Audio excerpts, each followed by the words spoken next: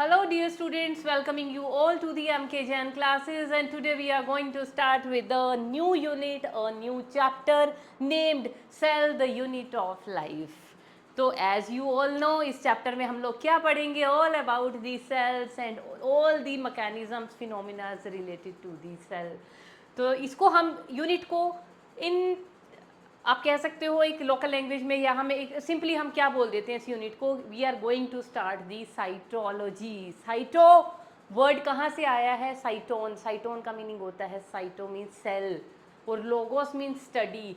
तो the branch of science which deals with the study of cell is known as the cytology. तो इस chapter में हम क्या कर रहे हैं? सेल्स और उसके रिलेटेड प्रोसेसेस की ही तो स्टडी करेंगे.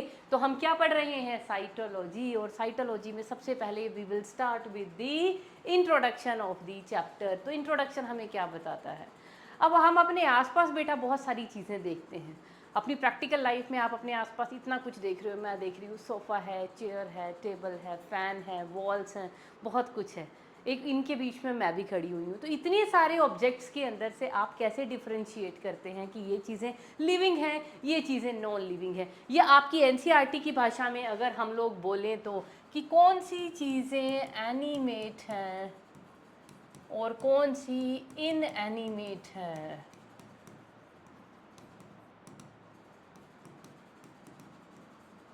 है ना? या सिंपली कह लीजिए एक हमारे पास है लिविंग थिंग्स और दूसरी है बेटा हमारे पास कौन सी? Inanimate things. अब इनएनिमेट थिंग्स क्या होती हैं? These are known as the non living things. क्या होती हैं inanimate things? These are the non living things. तो कैसे पहचानते हो आप लिविंग और नॉन लिविंग चीज़ों को?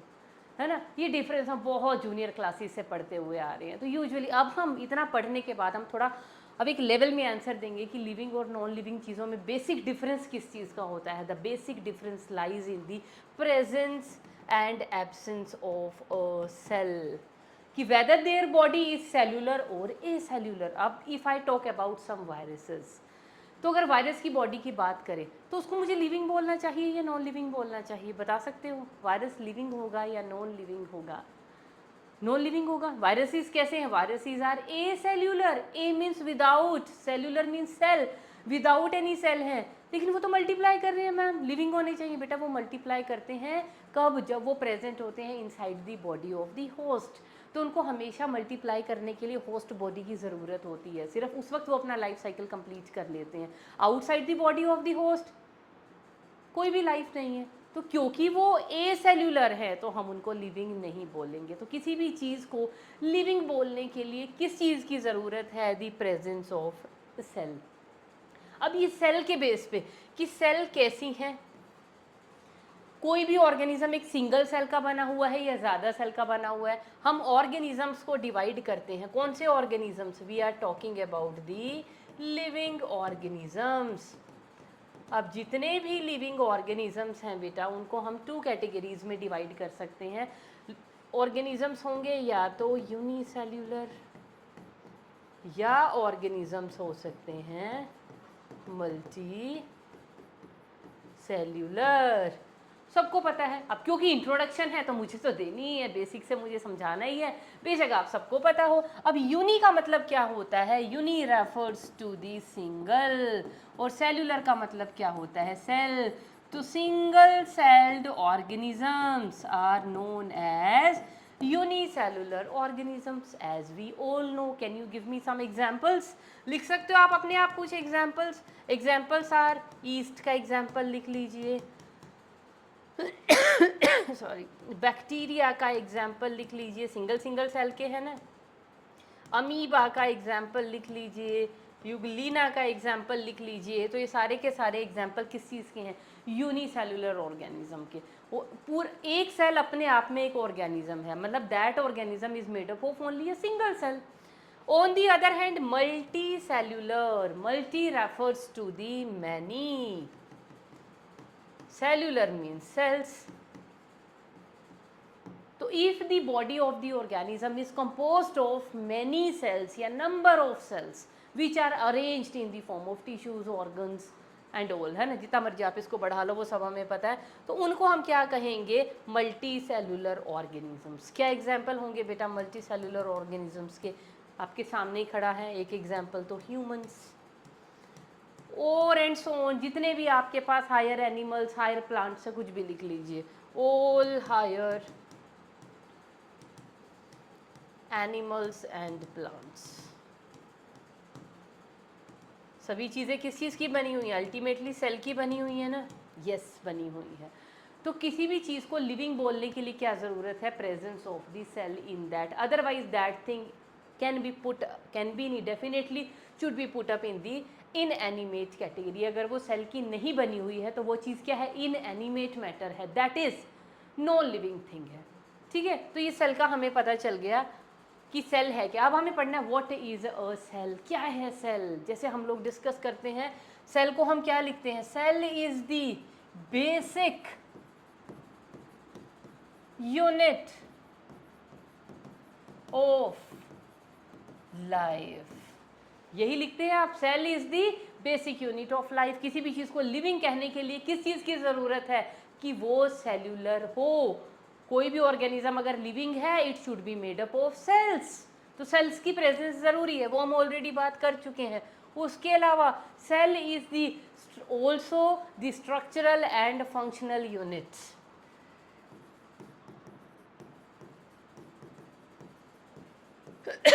Structural and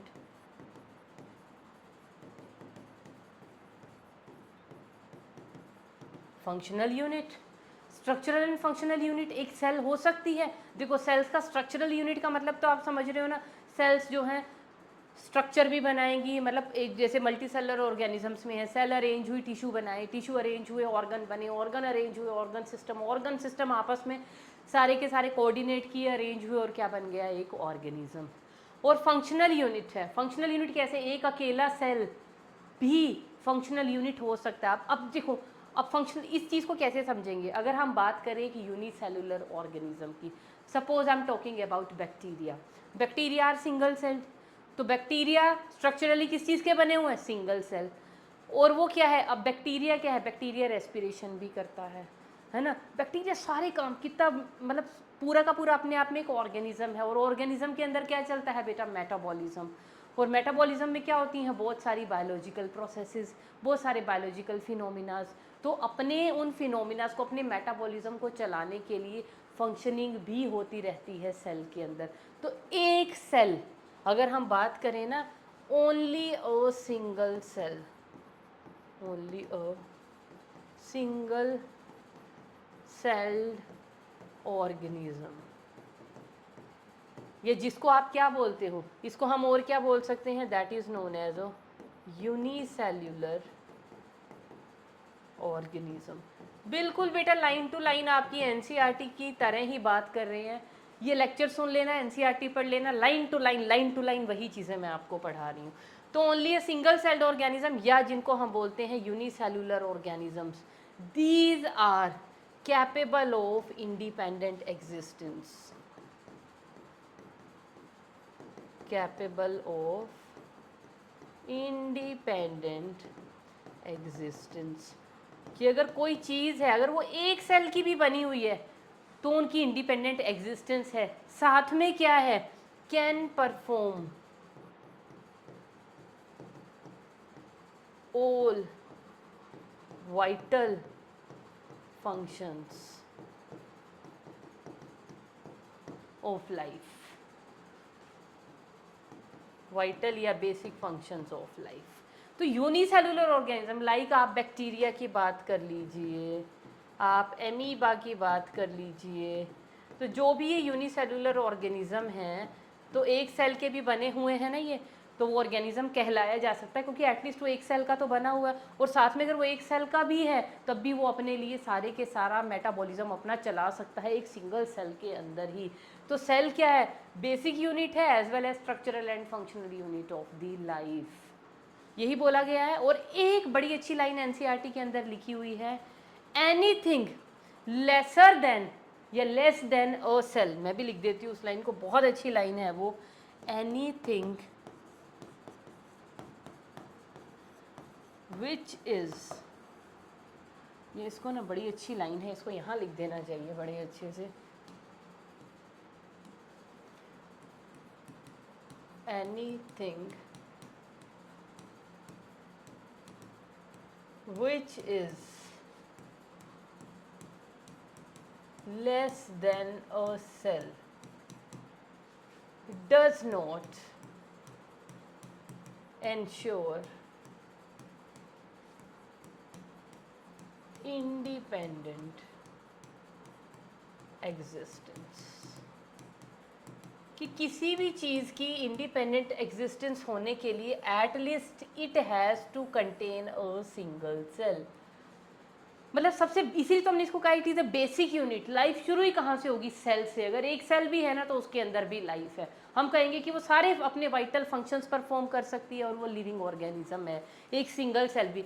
but anything which is less than the rank of a cell, कोई भी चीज़, कोई भी बायोमोलिक्यूल, लेकिन वो सेल नहीं है, सेल से कम अगर कोई बात की जाए, मतलब आई एम टॉकिंग अलोन, कि मैं सिर्फ प्लाज्मा मेम्ब्रेन की बात कर रही हूँ, या मैं अकेले न्यूक्लियस की बात कर रही हूँ, या मैं किसी बायोमोलिक्यूल की बात कर रही हूँ, तो these are not capable of independent existence. कैसे? एक अकेला न्यूक्लियस पड़ा हुआ है, क्या वो इंडिपेंडेंट एग्जिस्ट कर सकता है? क्या लाइफ है? न्यूक्लियस से क्या बनेगा?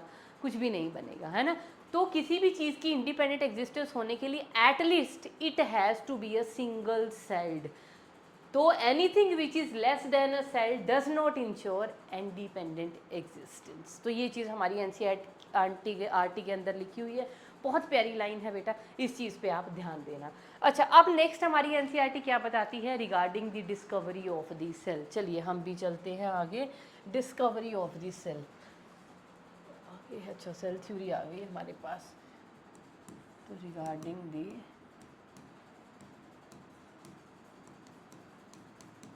अब सेल की डिस्कवरी कैसे हुई बेटा? सबसे पहले जो सेल को ऑब्जर्व किया गया था, सबसे पहला नेम जो डिस्कवरी ऑफ सेल में आता है, दैट इज रॉबर्ट हुक। तो रॉबर्ट हुक ने क्या किया था? He observed thin slices of cork under बिल्कुल स्टार्टिंग का जो हम कहेंगे अंडर, बिल्कुल पुराने टाइप का, ओल्ड टाइप का माइक्रोस्कोप। उसके अंदर उसने क्या किया? कॉर्क होती है ना, कॉर्क सबको पता है क्या होती है। एसिड की बॉटल्स वगैरह जो हमारी लैब के अंदर रखी है उनके ऊपर कॉर्क, बियर की बॉटल्स के ऊपर कॉर्क, और बहुत सारी चीज़ों के ऊपर कॉर्क लगाई जाती है, कॉर्क का ढक्कन। तो उस कॉर्क के उसने क्या किया? थिन थिन स्लाइसिस किए, उन स्लाइसिस को ऑब्जर्व किया अंडर दी माइक्रोस्कोप। उन्होंने क्या देखा? What he observed, Honey comb like structure. कैसे स्ट्रक्चर देखे उन्होंने? माइक्रोस्कोप के नीचे ऐसा, जैसा हनीकॉम होता है ना, इस तरह के स्ट्रक्चर्स उनको वहाँ पे दिखाई दिए। ये देखो ऐसे। तो इन जो हनीकॉम जैसे स्ट्रक्चर्स जो दिखाई दिए, इस हनीकॉम लाइक स्ट्रक्चर के अंदर उनको क्या दिखाई दिए बेटा? बहुत सारे कंपार्टमेंट्स। और इन कंपार्टमेंट्स को उन्होंने क्या नेम दिया? सेल्यूले। और इन सेल्यूले से ही आज की सेल का नेम पड़ा है, जिनको हम बोलते हैं सेल्स। तो ये खाली, ये क्या थे? ये जो हनीकॉम लाइक कंपार्टमेंट उनको दिखाई दे रही है, ये क्या थे? कॉर्क में क्या होती है? कॉर्क क्या होता है? डेड पड़ी है, डेड सेल्स हैं सारी की सारी, लेकिन बाहर ये डेड में ये बाहर बाउंड्री किस चीज़ की थी? These all were cell walls. क्या थी ये है सेल वॉल। क्योंकि बाकी जितना भी लिविंग मैटर था वो तो सारा का सारा मर गया, खत्म हो गया, डिसअपियर हो गया। सिर्फ क्या बची? Cell wall. क्योंकि वो क्या होती है? नॉन लिविंग होती है। तो सिर्फ वो उसमें बचा हुआ था, जिसकी वजह से कंपार्टमेंट्स दिखाई दे रहे हैं। तो सेल वॉल की डिस्कवरी किसने की? Robert Hooke. सेल की डिस्कवरी किसने की? Robert Hooke. लेकिन कौन सी सेल की? डेड सेल की। तो यहाँ पे हम क्या लिखेंगे? Discovery of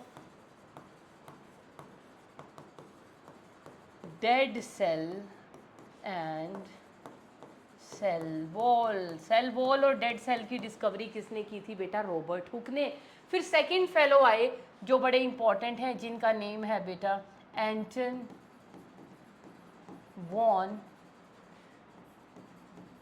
Leeuwenhoek.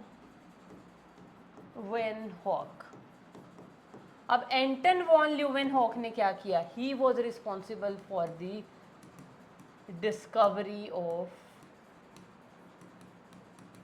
Living cell, है ना, ऐसे नहीं बोलना चाहिए मुझे रिस्पॉन्सिबल जैसे बेचारे ने कोई क्राइम कर दिया, नहीं, ऑनर देना चाहिए हमें। तो इन्होंने सबसे पहले लिविंग सेल को डिस्कवर किया था क्योंकि इनके पास क्या प्रेजेंट था, एक हाई रेजोल्यूशन माइक्रोस्कोप।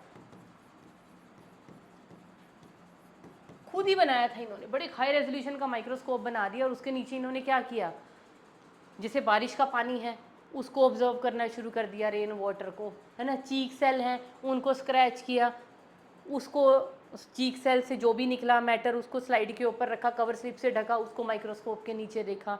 सीमेन जो है उसका एक ड्रॉपलेट डाल दिया स्लाइड के ऊपर, उसको माइक्रोस्कोप के नीचे देखा। तो बहुत सारी चीज़ें जो उसके आसपास थी उसने ऑब्जर्व करना शुरू कर दिया। तो हर एक चीज़ में what he observed, the motility, movement की, जो भी चीज़ें मैं देख रहा हूँ उसमें क्या प्रेजेंट है, सेल्स तो प्रेजेंट है, और सेल क्या है, जितनी भी चीज़ें हैं लिविंग है सारी की सारी, और ये क्या है, मोटाइल है। तो लिविंग चीज़ें जो भी होंगी उनके अंदर क्या प्रेजेंट होगी, मूवमेंट प्रेजेंट होगी। तो he was responsible for the discovery of living cell. तो बहुत सारी चीज़ें उन्होंने ऑब्जर्व की। और लिविंग सेल, लिविंग कब कहा, क्योंकि उनके अंदर क्या प्रेजेंट थी, उनके अंदर प्रेजेंट थी बेटा लिविंग चीज़ों के अंदर क्या प्रेजेंट थी, मूवमेंट। वो मूव कर पा रहे थे। स्पर्म का, जब सीमेन में स्पर्म देखा मूव कर पा रहा था, है ना। बारिश के अंदर उन्होंने बारिश का पानी डाला, बैक्टीरिया पड़े हुए थे, मूव कर पा रहे थे। चीक सेल्स जब देखे वहाँ पे भी बैक्टीरिया उनको दिखे, क्या कर पा रहे थे, मूव कर पा रहे थे। फिर थर्ड हम नंबर पे हमारे पास कौन आ जाते हैं, that is Robert brown. Robert brown ने क्या किया, he discovered nucleus. Discovery of nucleus, क्योंकि हमारी एनसीईआरटी के अंदर ये तीनों के तीनों नेम हैं तो बेटा वो हमें भी पढ़ने हैं। तो रॉबर्ट हुक का नेम है जिन्होंने क्या किया, डेड सेल का डिस्कवरी की और सेल वॉल की आप कह सकते हो। एंटन वॉन ल्यूमेनहॉक एक तरह से लिविंग सेल की डिस्कवरी, और रॉबर्ट ब्राउन ने क्या किया, डिस्कवरी ऑफ न्यूक्लियस। तो ये चीज़ें हमें नहीं भूलनी है, ये हमें याद रखनी है। Now coming on to the cell theory. The cell theory was proposed by Skledin and Schwann। तो ये दो फेलोज थे, एक था स्क्लेडन और एक थे श्वान, थियोडोर श्वान और श्वान, और ये स्क्लेडन। स्क्लेडन कौन थे, he was a German botanist. और ये जो श्वान थे ये कौन थे, ही वॉज अ ब्रिटिश जूओलॉजिस्ट। पता है ना आपको, बॉटनिस्ट कौन होता है, जो प्लांट्स की स्टडी करता है, जूओलॉजिस्ट कौन होता है, जो एनिमल्स की स्टडी करता है। तो क्योंकि ये बॉटनिस्ट था तो स्क्लेडिन ने क्या किया, ही स्टडीड या ही ऑब्जर्व्ड लॉट्स ऑफ प्लांट्स, और उन प्लांट्स में उसने क्या देखा, plants are made up of different type of cells, studied various plants and observed and concluded। बहुत सारे प्लांट्स इन्होंने देखे और क्या कंक्लूजन दिया, plants are made up of, plants are made up of different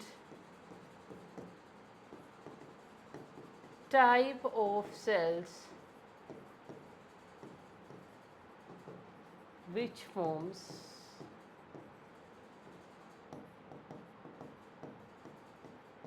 tissues। तो क्या उन्होंने ऑब्जर्वेशन दी, उन्होंने ऑब्जर्वेशन दी कि जो प्लांट हैं वो बहुत सारी टाइप के, अलग अलग टाइप की सेल्स के बने हुए हैं, और वो सेल आपस में जुड़ के क्या बना रही हैं, टिश्यूज बना रही हैं। ये उनकी ऑब्जर्वेशन थी।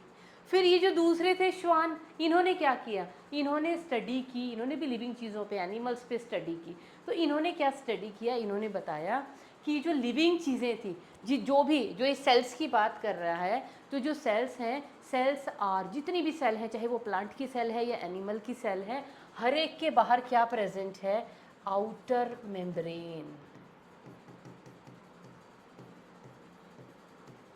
तो ऑल, ऐसे लिख लीजिए, all the cells are enclosed within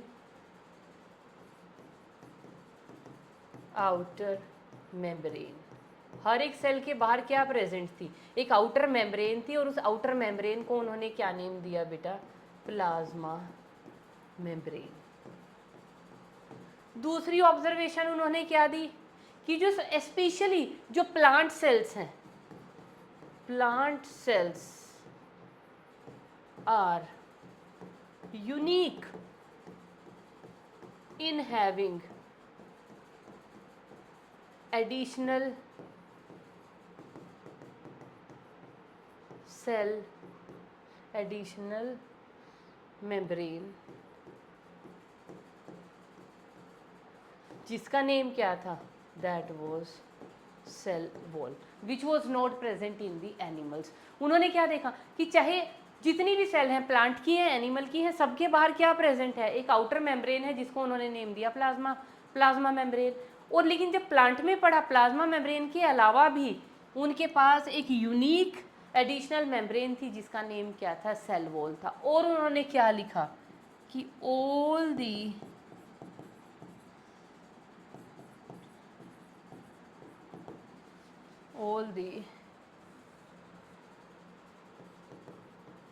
plants and animals are made up of cells and cell products, cells and their products। ये देखो, तो ये जो इनके कंक्लूजन्स थे, या जो इनकी जो प्रपोजल्स थे, कि इन्होंने ये बोला कि जितने भी प्लांट्स हैं, plants are made up of different type of cells, और वो सेल्स मिलके क्या बनाती हैं? टिश्यूज़। इधर श्वान ने क्या बोला कि भैया एनिमल सेल हो या प्लांट सेल हो, उनके बाहर एक आउटर मेम्ब्रेन प्रेजेंट है, जो है प्लाज्मा मेम्ब्रेन, और प्लांट के पास एक एडिशनल यूनिक मेम्ब्रेन है, जिसको उन्होंने नेम दिया सेल वॉल। और जितने भी प्लांट एंड एनिमल हैं, all are made up of cells and their cell products. तो ये जो उनकी जनरलाइजेशंस थी, उनको हम कलेक्टिवली क्या बोलते हैं? Cell theory. तो ये क्या थी? This was the cell theory. लेकिन इस सेल थ्योरी का क्या प्रॉब्लम था बेटा? इस सेल थ्योरी की एक ड्रॉबैक थी, और वो ड्रॉबैक क्या थी? सबसे पहले तो ये सेल थ्योरी कब आई पिक्चर में? ये जो स्क्लेडिन थे, ये 1838 में आए, और ये 1839 में आए। अब इस सेल थ्योरी की बेटा एक ड्रॉबैक थी। इसका ड्रॉबैक क्या था सेल थ्योरी का? कि इन्होंने ये नहीं बताया कि सेल डिवाइड कैसे होती है, या सेल आती कहाँ से है। About the division of cell, या आप कह लो एग्जिस्टेंस, कि सेल जो है डिवाइड कैसे होती है, या एक सेल दूसरे से कैसे बनती है। ओरिजिन ऑफ सेल, कि माना एक सेल है, एक से दूसरी सेल कैसे बनेगी। ये इस थ्योरी का सबसे बड़ा ड्रॉबैक था। क्या ड्रॉबैक था? कि हाउ सेल ओरिजिनेट्स। तो what was the drawback of this theory? Drawback क्या था? How cell originates। ये इसका सबसे बड़ा ड्रॉबैक था इस थ्योरी का, जो ये एक्सप्लेन ही नहीं कर पाया सेल डिवाइड कैसे होती है, या सेल कहाँ से आती है, सेल का ओरिजिन कहाँ से है। तो यहाँ पे बेटा हमारे पास आ जाती है मॉडर्न सेल थ्योरी, जो इस क्वेश्चन को भी आंसर कर देती है। और मॉडर्न सेल थ्योरी जो थी, that was proposed by Rudolf Virchow in the year 1855। बेटा जो ईयर्स एनसीईआरटी के अंदर दिए होते हैं ना, उन ईयर्स को हमें छोड़ना नहीं है, एज इट इज़ उनको याद करना है। रुडोल्फ विर्को, तो ये Rudolf, okay okay okay, O this should be O, Rudolf Virchow. तो रुडोल्फ विर्को ने क्या किया, सारा का सारा बेसिक पोस्टुलेट तो वही रखे जो सेल थ्योरी के हैं, लेकिन उन्होंने इस थ्योरी को थोड़ा सा मॉडिफाई कर दिया। उन्होंने क्या कहा कि जितनी भी चीज़ें हैं, all the organisms means plants and animals are made up of cells, cells के तो बने हुए हैं एंड देयर प्रोडक्ट। उसके अलावा उन्होंने क्या कहा कि जो सेल्स है, सेल्स कहाँ से आती हैं, cells comes from the pre existing ones. तो सेल कहाँ से आएंगी, इनका जो सबसे बड़ा जो इनकी थ्योरी का प्लस पॉइंट था वो क्या था, ओमनीस, इन्होंने एक स्टेटमेंट दी, ओमनीस सेल्यूला ई सेल्यूला। इसका मतलब समझते हो क्या है, means new cells arise from pre existing cells. समझ आ गया कि cells divided and new cells arise from pre existing cells. ये उन्होंने स्टेटमेंट बोली कि क्योंकि पीछे वाली जो सेल थ्योरी थी वो किस चीज़ के बारे में नहीं बता पाई थी, अबाउट दी कि सेल्स अराइज कैसे होती, कहाँ से आ रही है, सेल डिवाइड होके कैसे कैसे, एक सेल से दो सेल कैसे बन रही है, सेल्स कैसे नहीं बन रही है, नई सेल कहाँ से बनती हैं, ओरिजिन ऑफ न्यू सेल्स। तो वो उसका ड्रॉबैक था, वो ड्रॉबैक को इन्होंने ख़त्म कर दिया। इन्होंने कहा ओमनी सेलुला ई सेलुला, कि जो भी नई सेल है वो कहाँ से डिराइव होती हैं, from the pre existing ones. और उस सारी की सारी थ्योरी को इन्होंने थोड़ा सा मॉडिफाई कर दिया। तो what were the postulates of the modern cell theory, postulates of modern cell theory। Modern cell theory किसने दी, रुडोल्फ विर्को ने। क्या थी वो मॉडर्न सेल थ्योरी, बेटा बेसिक तो वहीं से लिए, बेसिक जो श्वान और स्क्लेडिन ने बताए थे, क्या, all the plants and animals are made of cells and cell products।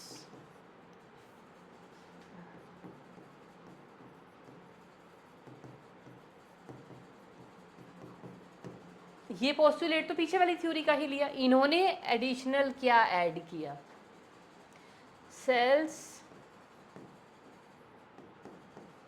Divided and new sales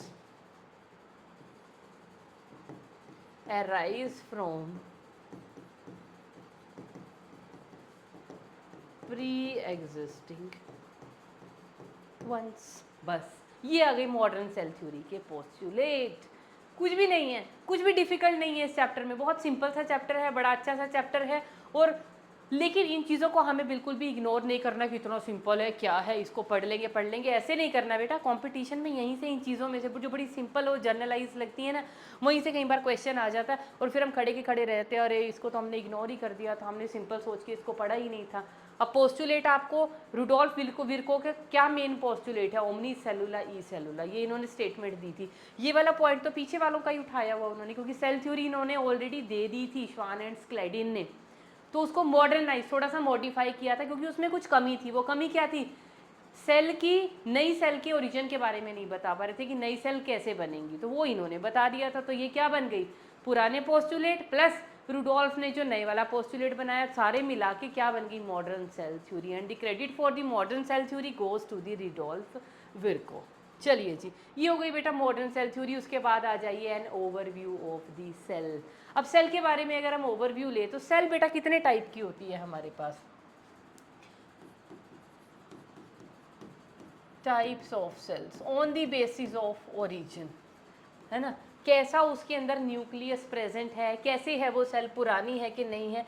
cell बेटा हमारे पास होती हैं दो टाइप की, कौन कौन सी, एक होती है बेटा प्रोकैरियोटिक सेल, एक होती है बेटा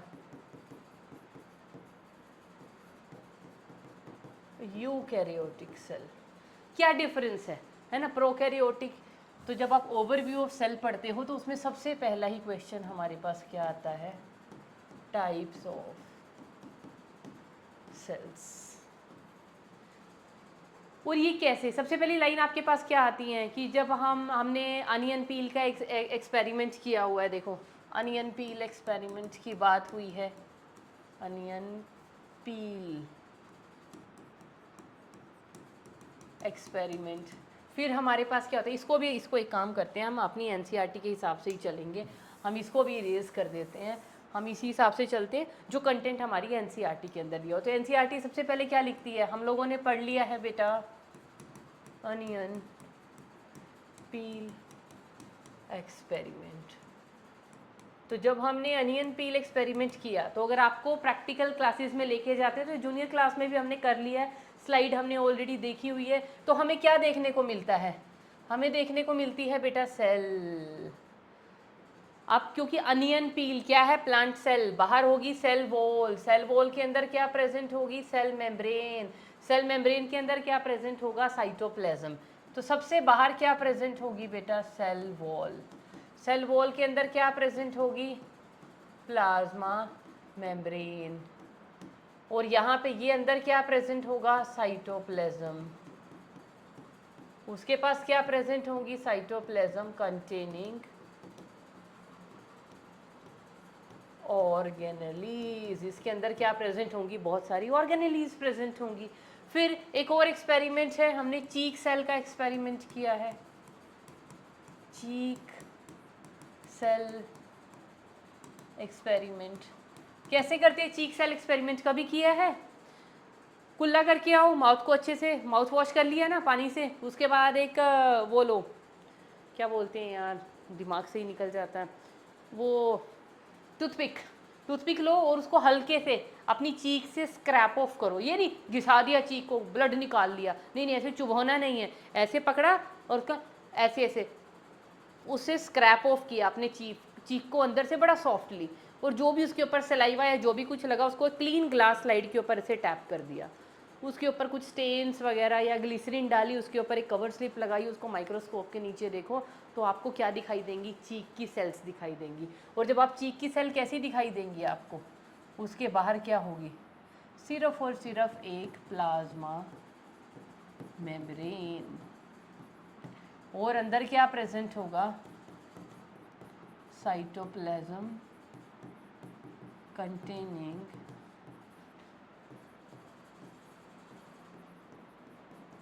ऑर्गेनेलीज। तो यहाँ पे क्या आपको इस एक्सपेरिमेंट में कभी सेल वॉल दिखाई दी, नहीं, क्योंकि सेल वॉल किसका फीचर है, सेल वॉल फीचर है बेटा प्लांट्स का। तो प्लांट सेल और एनिमल सेल में सबसे बड़ा डिफरेंस किस चीज़ का होता है, सेल वॉल का। इसको जूनियर क्लासेस में बाकी हमने इसके बारे में पढ़ा हुआ है। अब अगर हम बात करें एक प्रोकैरियोटिक सेल की और एक यूकैरियोटिक सेल की, उसमें क्या डिफरेंस होता है, प्रोकैरियोटिक और यूकैरियोटिक सेल का पता है आपको। अगर एक टिपिकल हम बात करते हैं एक टिपिकल यूकैरियोटिक सेल की, तो यूकैरियोटिक सेल के अंदर हमें क्या क्या देखने को मिलता है, या पहले एक काम करते हैं, will talk about a typical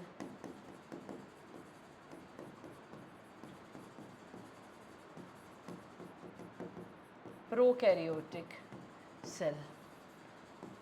अगर सेल की बात करें ना तो सेल हमारे पास दो टाइप की होती हैं, प्रोकैरियोटिक सेल और यहाँ पे लिख लेते हैं अटिपिकल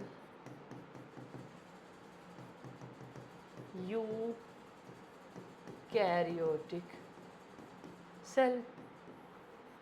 तो इधर है प्रोकैरियोटिक सेल, इधर है यूकैरियोटिक सेल। तो प्रोकैरियोटिक सेल के अंदर हमें क्या क्या देखने को मिलता है, बताओ बेटा, प्रोकैरियोटिक सेल में क्या देखने को मिलेगा हमें, क्या होती है प्रोकैरियोटिक सेल। सबसे पहले तो pro means primitive, कैरियोन means nucleus. तो प्रो का मतलब यहाँ पे क्या है, प्रो का मतलब है बेटा प्रिमिटिव, और कैरियोन का मतलब है यहाँ पे न्यूक्लियस। वो सेल जिनके पास प्रिमिटिव न्यूक्लियस प्रेजेंट है। प्रिमिटिव न्यूक्लियस क्या होता है, जो एक वेल डिफाइंड न्यूक्लियस नहीं है। तो क्या लिखेंगे यहाँ हम, सेल्स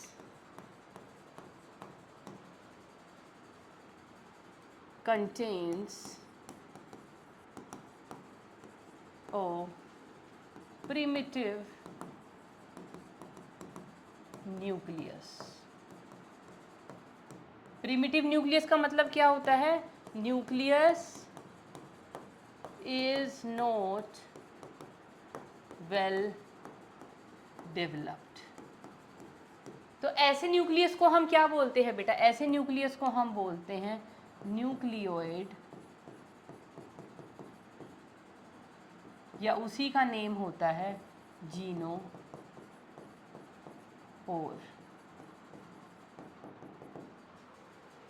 समझ में आया? तो ये हो गया हमारे पास न्यूक्लियस के बारे में। और क्या होगी? बाहर क्या प्रेजेंट होगा किसी भी प्रोकैरियोटिक सेल के पास? क्या प्रेजेंट होगी? सपोज प्रोकैरियोटिक सेल में हम बात कर रहे हैं, सपोज कीजिए बैक्टीरिया की, तो बेटा सेल वॉल भी प्रेजेंट हो सकती है, सेल मेम्ब्रेन भी प्रेजेंट हो सकती है। तो सेल मेम्ब्रेन प्रेजेंट, वो डिपेंड करेगा एनिमल की सेल है, प्लांट है, हम बैक्टीरिया की बात कर रहे हैं, ठीक है। सेल वॉल प्रेजेंट, न्यूक्लियस है ही नहीं वेल डिफाइंड। उसके अलावा क्या प्रेजेंट होगा यहाँ पे? साइटोप्लाज्म के अंदर ऑर्गेनेलीज कौन सी प्रेजेंट होंगी? साइटोप्लाज्म के अंदर कोई भी ऑर्गेनेली यहाँ पे प्रेजेंट नहीं होती, सिर्फ एक ऑर्गेनेली प्रेजेंट होती है। वो क्या होती है? 70S ribosomes. तो यहाँ पे लिख लीजिए cytoplasm is devoid of membrane bound organelles. क्या होंगी? मेम्ब्रेन बाउंड ऑर्गेनेलीज जितनी भी हैं वो सारी की सारी एब्सेंट होंगी प्रोकैरियोट्स में। सिर्फ क्या प्रेजेंट होगा? Only 70S ribosomes. क्या प्रेजेंट होंगे? 70S ribosomes. 70S ribosome, ribosome क्या होती हैं? These are membrane less organelles. इनके साथ में प्रेजेंट हो सकती हैं कुछ इंक्लूजन बॉडीज, इनके बारे में भी आपको आगे पढ़ाया जाएगा। तो जो एक टिपिकल प्रोकैरियोटिक सेल है ना बेटा, उसके पास क्या है बाहर? जैसे प्रोकैरियोटिक सेल में अगर हम बैक्टीरिया की बात करें तो क्या प्रेजेंट होगा बैक्टीरियल सेल के पास? बैक्टीरियल सेल में है बेटा बाहर एक सेल मेम्ब्रेन, फिर उसके अंदर क्या प्रेजेंट है? यहाँ पे सॉरी सेल वॉल है, फिर सेल मेम्ब्रेन है, ठीक है। वैसे तो यहाँ पे एक मीजोजोम भी होता है, वो डिटेल में स्ट्रक्चर बाद में पढ़ेंगे। नेकेड जेनेटिक मटेरियल पड़ा हुआ है। उसके अलावा यहाँ पे क्या है? साइटोप्लाज्म है, और साइटोप्लाज्म के अंदर क्या पड़े हुए हैं? यहाँ पे 70S राइबोसोम्स। तो टिपिकल प्रोकैरियोटिक सेल में अगर किसी ऑर्गेनेली की बात करें तो कौन सी ऑर्गेनेली प्रेजेंट होगी? Only 70S ribosome. और जो न्यूक्लियस है वेल डिफाइंड नहीं है, तो जितना भी जेनेटिक मटेरियल पड़ा होगा वो कैसे पड़ा होगा? नेकेड डीएनए पड़ा होगा। अगर एक टिपिकल यूकैरियोटिक सेल की बात करें, यूकैरियोटिक सेल के अंदर क्या होता है बेटा? वेल डिफाइंड या वेल डेवलप्ड, या इसी को हम बोल सकते हैं well defined nucleus is present. क्योंकि eukaryotic, eu means true, karyon means nucleus, true nucleus present होगा।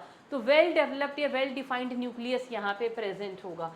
यहाँ पे ये सेल वॉल सेल, ये तो डिपेंड करेगा यूकैरियोटिक सेल प्लांट की है या एनिमल की है। इस स्टेप को, मतलब इस पॉइंट को यहाँ पे लिखना अभी कोई सेंसेस नहीं है। हम साइटोप्लाज्म पे आ जाते हैं। तो जो साइटोप्लाज्म है, साइटोप्लाज्म कंटेन्स, और साइटोप्लाज्म को एनसीईआरटी के अंदर क्या लिखा हुआ है? Arena of all metabolic activities.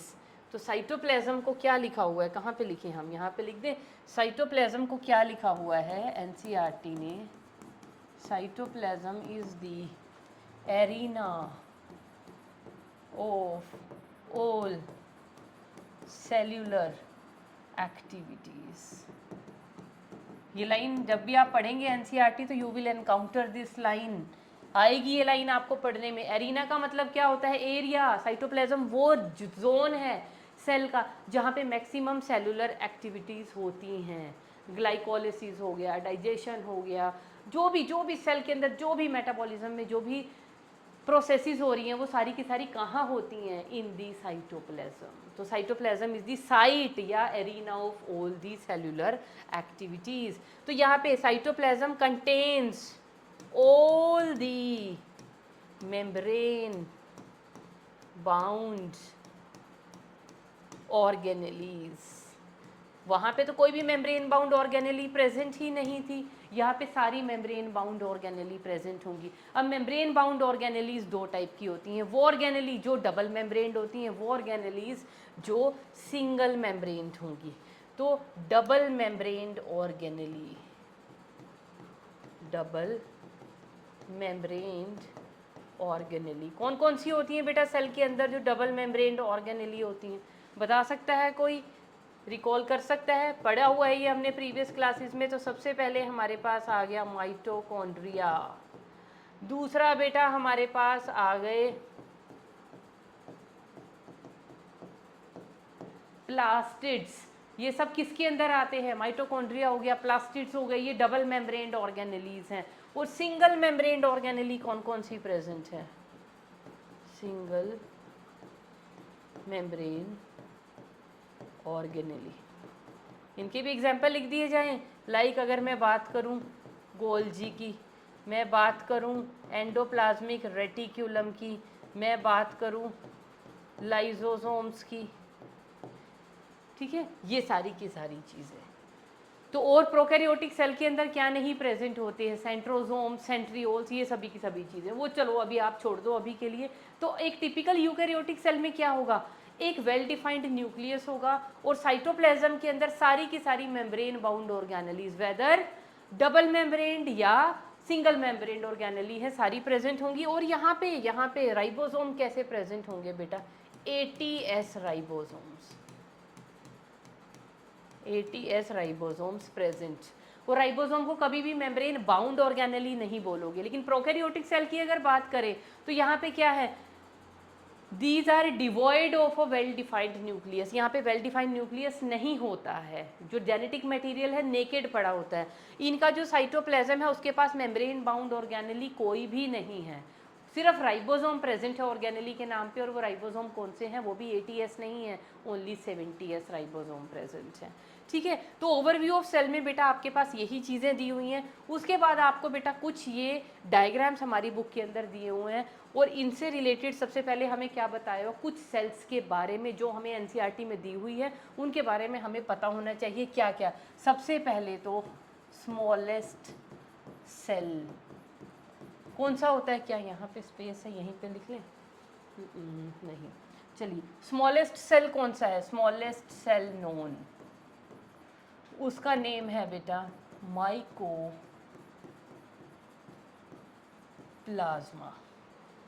दूसरी चीज जो NCERT में हमारे दी हुई है that is the longest cell known. सबसे लंबी सेल कौन से होते हैं? These are the nerve cells, जिनको हम बोलते हैं neurons. Third thing, largest cell known कौन सा होता है? Largest cell ostrich egg is the largest cell. ये कुछ डाटा है जो हमारी NCERT के अंदर है और हमें इसको पढ़ना है। और क्या प्रेजेंट है? और हमें बताया हुआ है बेटा बैक्टीरिया की सेल का size, average size of an bacterial of a bacterial cell, average size of a bacterial cell कितना दिया हुआ है? टेक्स्ट में दिया हुआ है 3 to 5 माइक्रोमीटर। और क्या दिया हुआ है? Average size of human RBC red blood cell कितना दिया हुआ है? 7 माइक्रोमीटर्स। ऐसे ही माइकोप्लाज्मा का कितना दिया हुआ है साइज? 0.3 माइक्रोमीटर्स। तो ये कुछ डाटा हमारी एनसीईआरटी के अंदर दिया हुआ है बेटा, क्योंकि दिया हुआ है तो हमें याद रखना है, क्योंकि इनमें से किसी पे भी कभी भी क्वेश्चन आ सकता है। और इसी टॉपिक के साथ रिलेटेड ये कुछ इमेजेस हमारी एनसीईआरटी के अंदर दी हुई हैं, और इन इमेजेस में क्या बताया हुआ देखो, ये है रेड ब्लड सेल्स, मतलब टाइप ऑफ सेल्स हमारी बॉडी के अंदर बताई हुई है, red blood cell, white blood cell, cells की शेप बेसिकली, कि सेल की अलग अलग शेप्स भी हो सकती हैं, सेल्स में वेरी इन शेप, सेल्स में वेरी इन शेप। अब क्या वेरिएशन आपको देखने को मिल रही है, रेड ब्लड सेल्स कैसी देखने को मिलती हैं हमें, biconcave, white blood cells हमें राउंडेड देखने को मिलती हैं, ये अमीबॉइड, ये दिखा हुआ है देखो अमीबॉइड बाय कनकेव। ये कैसी हैं, लॉन्ग एंड नैरो हमें देखने को मिलती हैं। नर्व सेल कैसी हैं, ब्रांच्ड एंड लॉन्ग है। ट्रैकीड कैसे हैं, इलोंगेटेड सेल है। ये मीजोफिल सेल हैं लीफ के, ये कैसे हैं, राउंड एंड ओवल हैं। तो सेल का साइज भी अलग अलग हो सकता है, साइज का शेप भी अलग अलग हो सकता है, अलग अलग ऑर्गेनिज्म के अंदर अलग अलग टाइप की सेल, उनका शेप और साइज अलग अलग हो सकता है। और यहाँ पे एक ये डायग्राम दिया हुआ है बेटा, टिपिकल यूकैरियोटिक सेल का डायग्राम दिया हुआ है। तो यूकैरियोटिक सेल के डायमेंशन हमें याद रखने, क्योंकि एनसीईआरटी के अंदर गिवन है।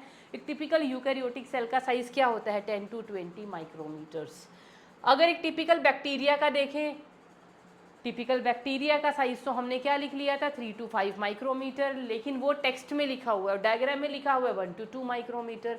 तो अब आपको ध्यान रखना है आपकी ऑप्शन में क्या आया हुआ है, अगर 3 to 5 माइक्रोमीटर है उसको टिक कर दो, ये आया है तो इसको टिक कर दो, दोनों कभी नहीं आएंगे, क्योंकि फिर तो उस क्वेश्चन का वैसे ही क्रेडिट मिल जाएगा। दोनों में से किसी को भी टिक करो ठीक होगा, क्योंकि एनसीईआरटी ने दोनों के दोनों डायमेंशन लिखे हुए हैं।